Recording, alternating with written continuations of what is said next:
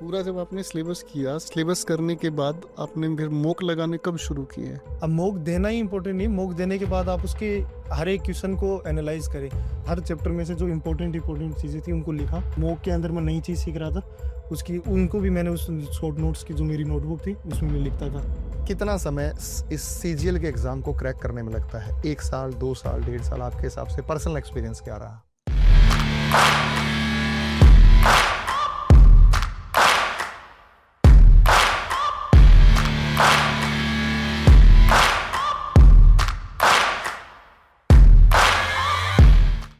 जय हिंद दोस्तों, कैसे हैं आप सभी? और एसएससी सफलता श्रृंखला की इस सीरीज में एक और सफल कैंडिडेट हमारे पास है।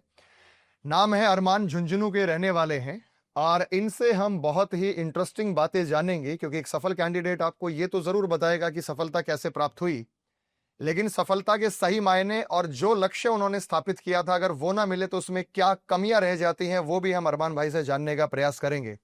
सबसे पहले भाई अरमान, बहुत बहुत शुक्रिया आपका यहाँ पर आने के लिए। झुंझुनू से ये स्पेशली मिलने आए हैं और ये ऐसे वो सेलेक्टेड ही बच्चे होते हैं जो अपने टीचर का शुक्रिया अदा करने इतनी दूर से स्पेशली यहाँ तक पहुंचते हैं। अरमान, थोड़ा सा अपनी बेसिक शिक्षा के बारे में बताइए। सर, मैंने 12th क्लास करने के बाद आईआईटी क्लियर किया। फिर मैंने आईआईटी क्लियर हुआ आपका? हाँ, उसके बाद में मैंने एनआईटी, मतलब आईआईटी अच्छी नहीं मिल रही थी तो मैंने एनआईटी ली। तो मेरे college army institute of technology Pune से मैंने बीटेक किया। बीटेक करने के बाद मैंने टीसीएस ज्वाइन किया, टाटा कंसल्टेंसी सर्विसेज। उसको ज्वाइन करने के बाद मुझे फैमिली की तरफ से और गाइडेंस मिली कि गवर्नमेंट जॉब ज़्यादा बेटर है, आप उसकी प्रिपरेशन करें। और तो फिर मैंने, और मेरे खुद के अंदर भी थोड़ा वर्दी का पैशन था कि मैं गवर्नमेंट जॉब करूं, थोड़ा उसमें ज़्यादा आप देश के लिए कंट्रीब्यूट कर पाओगे। तो फिर मैंने इसकी तैयारी स्टार्ट करी। उसके बाद पहले अटेम्प्ट में मेरा नहीं हो पाया और सेकंड अटेम्प्ट में, ये मेरा सेकंड अटेम्प्ट था जिसमें मुझे इनकम टैक्स असिस्टेंट की पोस्ट पर सिलेक्शन हुआ। टैक्स असिस्टेंट के रूप में सेलेक्ट हुआ। इससे पहले आपने कौन सा एग्जाम दिया था और उसमें क्या रहा था आपका? इससे पहले सर पिछले साल मैंने सीजीएल और सीपीओ दिया। सीजीएल में मेरा नहीं हुआ, सीपीओ में मेरा सिलेक्शन हुआ था, जिसमें सीआरपीएफ मिली थी, सब क्या इंस्पेक्टर। सीजीएल का प्री भी नहीं हुआ था?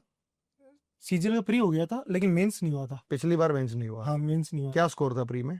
सर, प्री में मेरा 152 था पिछले साल। इस बार प्री में 178 था। 178। हाँ, और पिछले साल मेन से 295 था। इस साल मेरा 343.04 नॉर्मलाइज के बाद स्कोर जो है तो फाइनल। एक बेहतरीन उछाल आप देख सकते हैं 1 साल के अंदर, वो चेंजेस आपने आए। और इस चेंजेस के पीछे मुख्य कारण आपको क्या लगता है? सर, पहला तो मैं स्टार्टिंग में थोड़ा ओवर कॉन्फिडेंस था। पिछले सिलेक्शन में मुझे लगा कि हम बिना सब्सक्रिप्शन वगैरह के खुद से भी कर सकते हैं, बिना कोचिंग के कर सकते हैं। बिना कोचिंग के, क्योंकि मैथ बैकग्राउंड भी रहा है तो मैथ कर लेंगे। इंग्लिश मीडियम से थे तो इंग्लिश भी हो जाएगी, रीजनिंग हो ही जाएगी और जीके कर लेंगे कहीं से भी। तो फिर मैंने मैथ स्टार्ट करी। उसके बाद जो चैप्टर मुझसे नहीं हुए वो मैंने उनके 2-3 चैप्टर के वीडियो यूट्यूब से राकेश सर के देख के कर लिया। इंग्लिश रीजनिंग मैंने खुद से करी, इंग्लिश थी वो भी मैंने खुद से करी। उसके बाद पहले अटेम्प्ट के बाद मुझे पता चला कि इससे काम नहीं बन पाएगा, मुझे अपनी स्ट्रेटजी में चेंज करना पड़ेगा। तो फिर मैंने जो सेलेक्ट हुए, मेरे जो 2 दोस्त और थे, तो उनसे भी मैंने सलाह ली। तो उन्होंने कहा कि आपको इसका सब्सक्रिप्शन लेना ही होगा, क्योंकि सिर्फ टीचर आपको क्वेश्चन ही नहीं सिखाता है, टीचर उस क्वेश्चन को करने का समय भी बताता है। क्योंकि आप, जब मैं क्वेश्चन करता था तो जैसे 400 क्वेश्चन है सर की किताब में किसी चैप्टर में, तो वो हो तो लगभग जाते थे, लेकिन जब एग्जाम में देने बैठते थे तो मैथ में अगर हम 35 मिनट दें और रीजनिंग 25 मिनट, तो वो 35 मिनट में नहीं हो पा रहे थे। वो क्वेश्चन 42-43 मिनट जा रहे, रीजनिंग भी ज़्यादा समय ले पा रही, तो कुछ क्वेश्चन छूट रहे। तो पूरा जब सिलेबस आपने कर लिया, पूरा जब आपने सिलेबस किया, सिलेबस करने के बाद आपने फिर मॉक लगाने कब शुरू किए? सर, एक बार मेरा पूरा सिलेबस कंप्लीट हो गया तो फिर प्री के 1 महीने पहले मैंने मॉक स्टार्ट करे। तो प्री में मैंने कम ही दी, 15-20 मॉक ही दिए। उसके बाद मैंने जब मेंस स्टार्ट हुई तो मेंस में मैंने रेगुलर हर दिन मॉक दिया। तो ये जो मॉक जब लगाए जाते हैं तो मॉक लगाने का एग्जैक्ट मतलब क्या होता है? ऐसा है कि मतलब कोई भी कंपनी बेस्ड आपने मतलब खरीद लिया अपना सब्सक्रिप्शन, उसके बाद सामने मॉक चल रहा है, आप उसको टक टक टक टक करके और पूरा आपने खत्म कर दिया। यही होता है मॉक लगाना? ये क्या होता है मॉक लगाना? एक सिलेक्टेड स्टूडेंट के पॉइंट ऑफ व्यू से बताना इस बात को। सर मॉक लगाना भी हर दिन लगाना इम्पोर्टेंट होता है। ऐसे नहीं कि किसी दिन आप थोड़ा लेजी हो जाओ और कहो नहीं चलो आज नहीं लगाते हैं। एक तो हर दिन लगाना इम्पोर्टेंट है, और मॉक लगाओ तो एकदम जैसे आपको अपना रूम है वो भी उस तरीके से मेंटेन करना होता है कि कोई डिस्टरबेंस ना हो। एकदम एग्जाम टाइप का आपका मतलब आप अपना चारों तरफ का वातावरण बना करके और एकदम सीरियसनेस के साथ मॉक दें। अब मॉक देना ही इंपॉर्टेंट नहीं, मॉक देने के बाद आप उसके हर एक क्वेश्चन को एनालाइज करें। एनालाइज करते वक्त भी आप सिर्फ उनको ही ध्यान ना दें जो क्वेश्चन आपके गलत हुए हैं, आप उन क्वेश्चन को भी ध्यान दें जिन क्वेश्चन हो गए लेकिन उनमें टाइम एक्स्ट्रा लगा है। अब उसके आप जब सॉल्यूशन देखते हो तब आपको पता चलता है कि आपने जो स्ट्रेटेजी लगाई उसमें टाइम ज़्यादा लग गया, उसमें कोई एक नई ट्रिक मिलेगी आपको या फिर नया कॉन्सेप्ट मिलेगा जिससे वो क्वेश्चन जो 2.5 मिनट में हो सकता है 1.5 मिनट लगाई वो 40 सेकंड में हो गया। तो ये जैसे भी इम्पोर्टेंट। आपका जब पूरा आपने सिलेबस किया मेरे बैच से, उसके बाद फिर आपने मतलब जब पेपर दिया तो इंग्लिश का पूरा जो सेक्शन है प्रीलिम्स में कितनी देर में खत्म किया और मेंस में कितनी देर में खत्म किया? सर जब पहला अटेम्प्ट था मेरा तब मेरे 50 में से 28 कुछ इंग्लिश में मार्क्स थे, जो मैंने अपने खुद से किया था। और आपसे जब मैंने सब्सक्रिप्शन लेके इस बार किया तो मेरे प्री में 50 में से एक क्वेश्चन गलत था 47.5, और इंग्लिश में जब मेंस में 4 क्वेश्चन गलत थे 109। कौन से गलत थे 4 क्वेश्चंस? सर एक तो PQRS गलत था मेरा, और एक मैं कास्ट वाले में थोड़ा कंफ्यूज हो गया, तो जल्दबाजी में मैंने जो पहला ऑप्शन दिखा वही कास्ट मार के मैं निकल गया, तो वो गलत हो गया। 2 क्वेश्चन और थे, एक पैराग्राफ से था और सर एक एंटोनिम का था। तो भाई पहली तैयारी आपने सेल्फ स्टडी से अटेम्प्ट दिया जिसमें सिलेक्शन नहीं हुआ। दूसरे अटेम्प्ट में आपने मैथ्स का, इंग्लिश का, रीजनिंग का बैच लिया। ये सर, गोपाल सर का बैच इंग्लिश का लिया, मैथ्स राकेश सर का, और सर रीजनिंग का मेरा बैच लिया आपने। तो मुझे ये बताओ कि जो पहले सेल्फ स्टडी से अटेम्प्ट दिया था और जो दूसरी बार आपने ये तीनों बैचेस को खरीद के अटेम्प्ट सब्सक्रिप्शन लेके अटेम्प्ट दिया, तो उससे आपके कॉन्फिडेंस में और जो आर्ट जो तरीका है पेपर को अटेम्प्ट करने का कितना फर्क आपको महसूस हुआ? सर पहले मतलब जब मैं खुद से करता था तो जो पेपर 60 मिनट्स में मैथ और रीजनिंग करनी होती है, सर उस 60 मिनट्स के अंदर मेरे क्वेश्चंस 60 में से 53 54 इतने अटेम्प्ट हो पा रहे थे। क्वेश्चन छूट जा रहे थे, 4-5 क्वेश्चन हर बार छूट जा रहे थे। तो सर उसके बाद मैंने जब कोर्स लिया ये लिया तो इसके बाद सर एक तो पहली चीज तो सारे क्वेश्चन अटेम्प्ट हो जा रहे थे, और 2-3 मिनट जब क्वेश्चन पेपर हार्ड या अच्छे लेवल का होता था तो भी 2-3 मिनट आपके बच जा रहे थे। तो जो बच्चा शुरू से पढ़ाई में ठीक रहा है, अगर वो सिर्फ सेल्फ स्टडी से करे तो सिलेक्शन लेने में मुश्किल आती है, और अगर आप एक बैच परचेज कर लेते हैं तो उससे आपका सिलेक्शन काफी आसान होता है। ये आपका पर्सनल एक्सपीरियंस है। ये सर एक सिस्टमेटिक तरीका बताया जाता है बैच के अंदर कि आपको कितना पढ़ना है। एक तो सारा पढ़ना भी जरूरी नहीं होता, आपको कौन सा चीज एग्जाम ओरिएंटेड सबसे ज्यादा इम्पोर्टेंट है कि आप एग्जाम ओरिएंटेड पढ़े।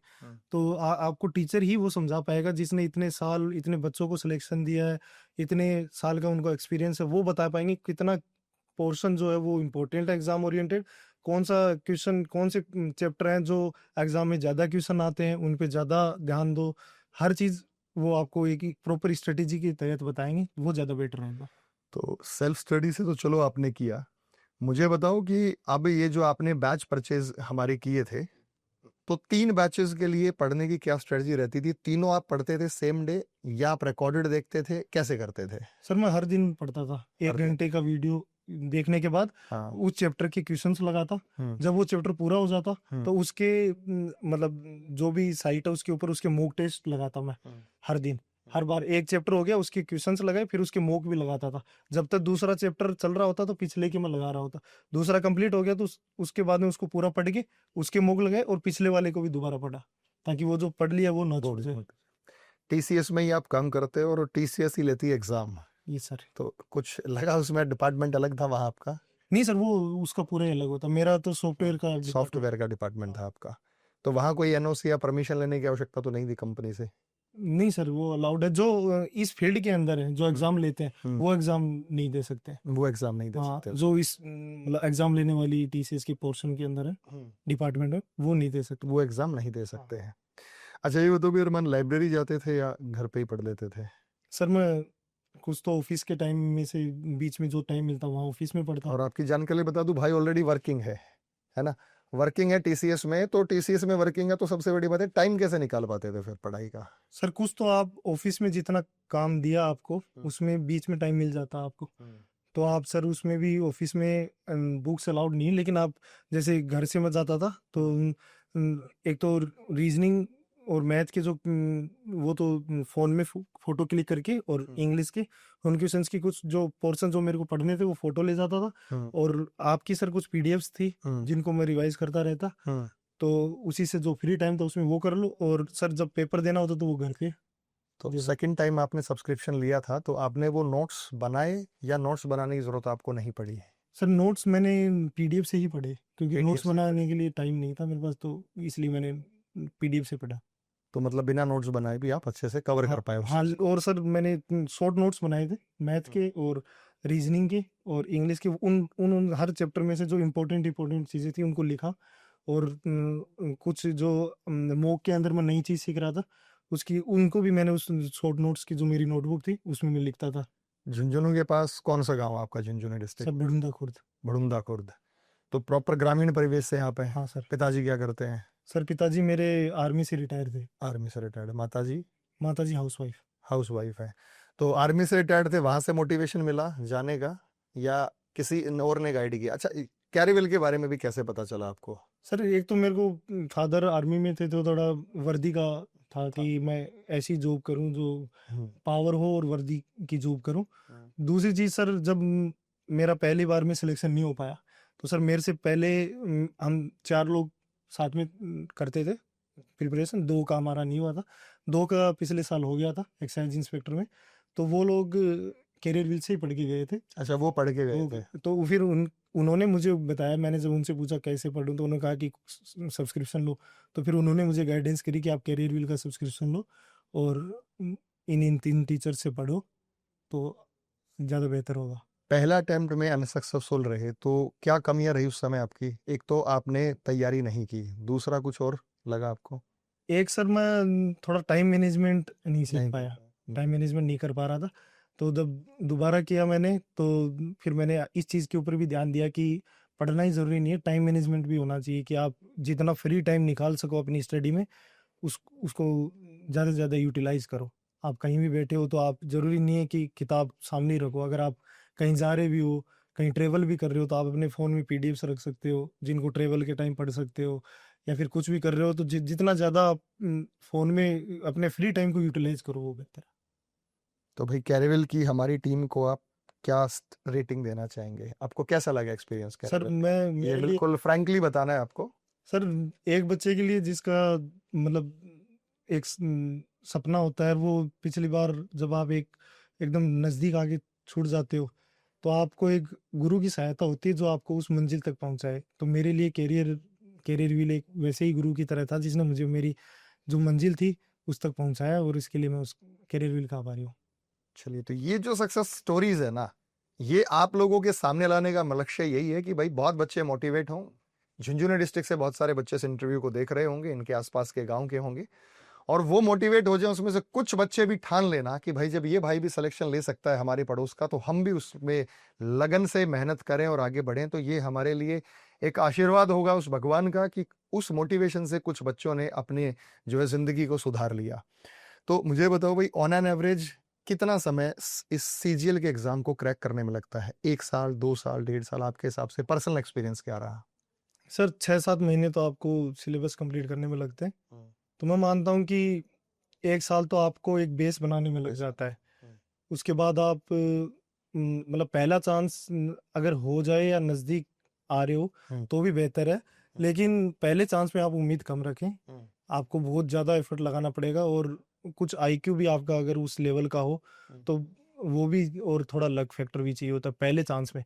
लेकिन आप सेकंड अटेम्प्ट मान के चलो कि अगर 2 साल गारंटेड अटेम्प्ट है हाँ, सेकंड। सेकंड अटेम्प्ट अगर आप हर दिन रेगुलर पढ़ रहे हो और सिस्टमेटिक तरीके से पढ़ रहे हो, टाइम मैनेजमेंट के साथ पढ़ रहे हो, तो सेकंड अटेम्प्ट में आप निकाल सकते हो।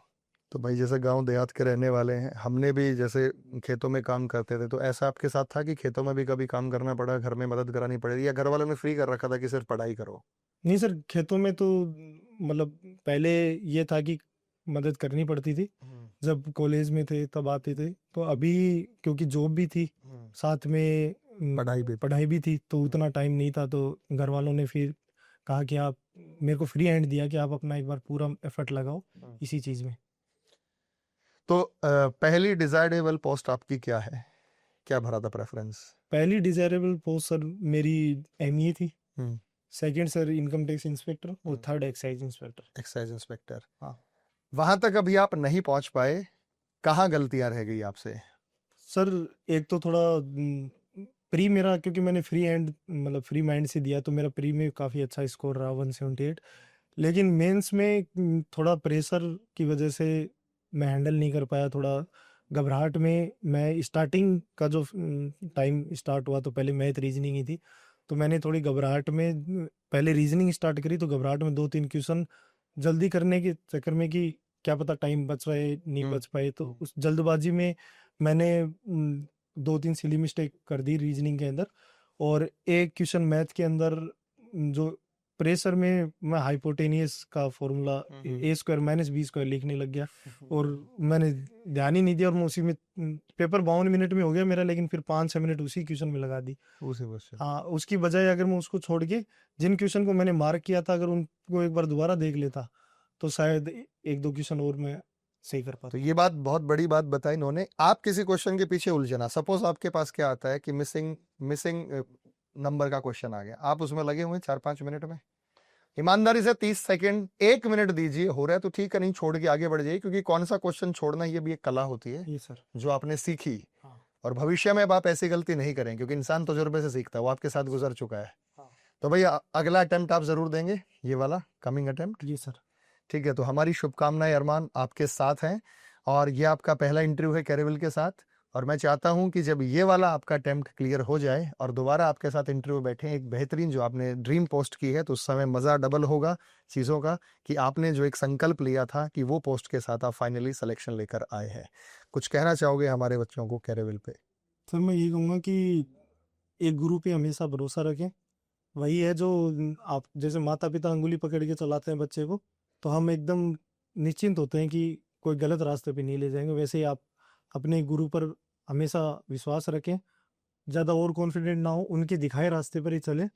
अगर उनके दिखाए रास्ते पे शिद्दत से, ईमानदारी से मेहनत करोगे, रेगुलर उनके कहे अनुसार चलोगे, तो ज़रूर सफल होगी। तो गुरु पर विश्वास रखें, और हमें विश्वास है अरमान पर, अगली बहुत अच्छी पोस्ट के साथ ये दोबारा इंटरव्यू के लिए आ रहे हैं। हमारी शुभकामनाएं इनके साथ हैं। ऐसे ही मेहनत करते रहिएगा और इन गलतियों को अवॉइड कीजिएगा। भगवान ने चाहा तो अगला सिलेक्शन आपका टॉप रैंकर्स के अंदर बन के आप बहुत जल्दी हमारे पास आएंगे। चलिए, बहुत बहुत शुक्रिया। Thank you.